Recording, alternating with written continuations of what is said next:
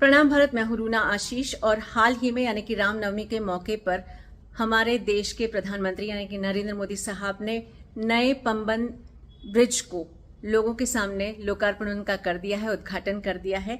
और बड़ी ही सुंदर तरीके से हरी झंडी दिखाते हुए जो हमारे प्रधानमंत्री मोदी साहब है, उन्होंने इस ट्रेन को शुरू किया था। इसके बारे में पूरी इन्फॉर्मेशन देने के लिए मैं आ गई हूँ।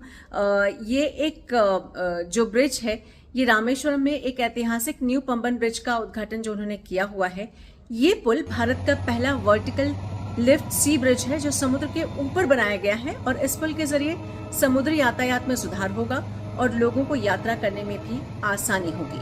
इसमें बहुत ही आधुनिक टेक्नोलॉजी का इस्तेमाल किया गया है।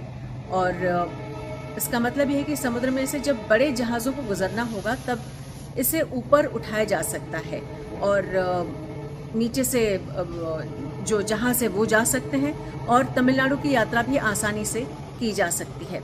इसके बारे में ये कहा जाता है कि ये जो पुल है, ये पुराने पुल के समानांतर बनाया गया है और 2.07 किलोमीटर यानी कि 1.29 मील की इसकी पूरी जो डिस्टेंस है, लंबाई है, वो बनाई गई है।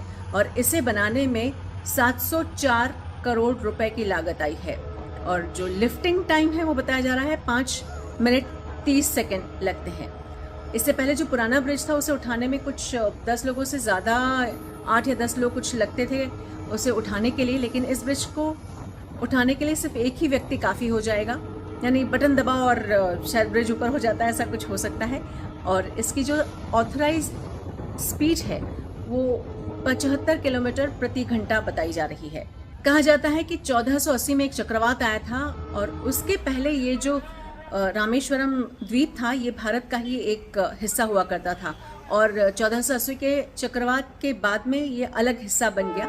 मदुरई के नायक वंश के शासक थिरुमलाई नायकर के शासनकाल के दौरान द्वीप को मुख्य भूमि से जोड़ने के लिए पंबन चैनल के पार एक पुल का निर्माण उस समय किया गया था। और भूवैज्ञानिकों का साक्ष्य ये भी कहता है, उनके सबूत ये भी कहते हैं कि राम सेतु पहले भारत और श्रीलंका के बीच एक स्थलीय संपर्क का मार्ग हुआ करता था।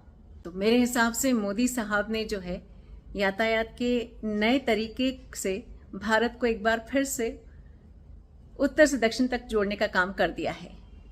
प्रणाम भारत, जय हिंद।